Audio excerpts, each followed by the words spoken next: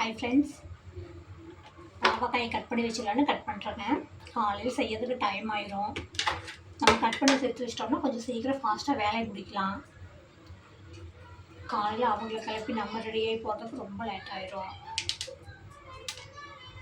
இது ஹைப்ரிட் காய்ங்கிறனால கசப்பு அவ்வளோக்கு இருக்காதுங்க. நாட்டு காய்னா நல்லா கசப்பாக இருக்கும். இதில் அவ்வளோவா கசப்பு இருக்காது. ஆனால் குழம்புக்கு இதுக்கெல்லாம் அதுதாங்க நல்லாயிருக்கும். இது பொரியல் செய்யலாம், வறுவல் மாதிரி செய்யலாம். ஆனால் குழம்புக்கு வந்து நாட்டுக்காய் தான் நல்லாயிருக்கும்.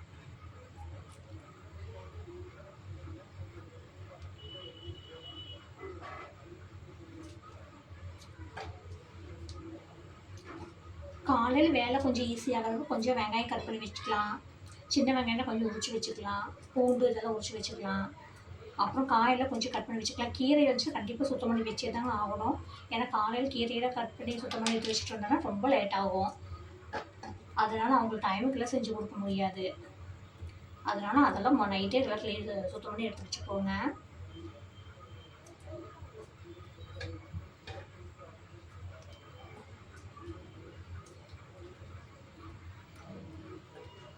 வேலைக்கு போகிறவங்க எல்லாத்துக்குமே நைட்டில் பாதி வேலை முடிச்சு வச்சா தான் காலையில் கொஞ்சம் ரிலாக்ஸாக வேலை செஞ்சு முடிச்சுட்டு கிளம்பி போக முடியும்.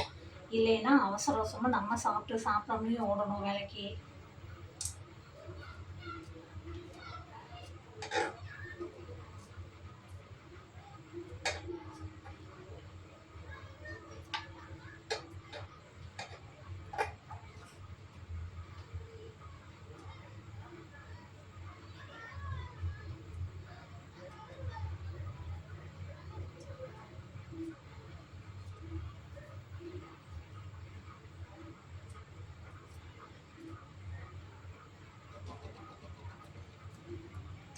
பாவக்காய் அரைஞ்சி சுத்தம் பண்ணியாச்சு.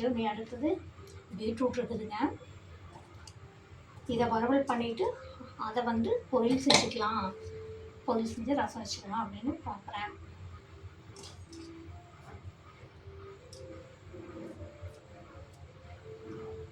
காய்கறி கேரட்டெல்லாம் 2 நாளைக்கு மேலே தாங்கிறதே இல்லை, கெட்டு போயிடுது வெயில் தாங்க.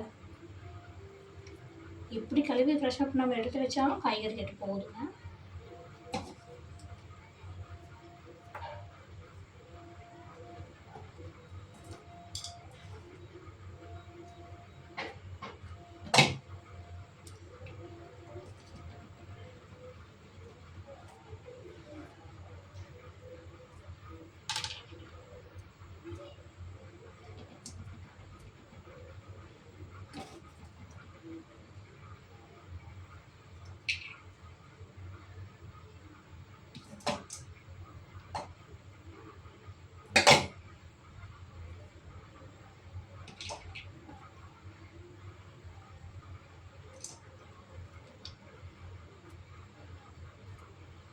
சில பேர் பாவக்காய் என்ன பண்ணுவாங்கன்னா, கட் பண்ணி உப்பு தண்ணியில் போட்டு வச்சுருவாங்க.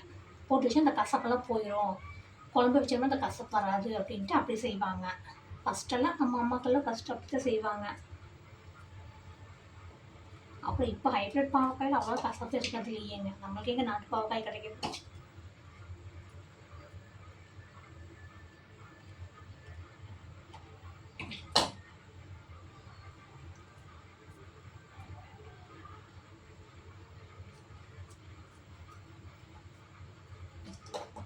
3 காய் தான் கட் பண்ணேன். ஆனால் எவ்வளோ காய் ஆயிடுச்சு பாருங்க.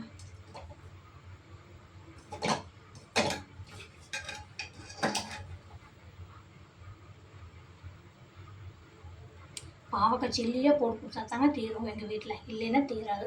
பாவக்காய் யாரும் சாப்பிட மாட்டாங்க. எண்ணெயில் பிடிச்சி சில்லி மாதிரி போட்டு கொடுத்தோம்னா எல்லாம் காலியாயிடும், இல்லைன்னா காலியாகாது.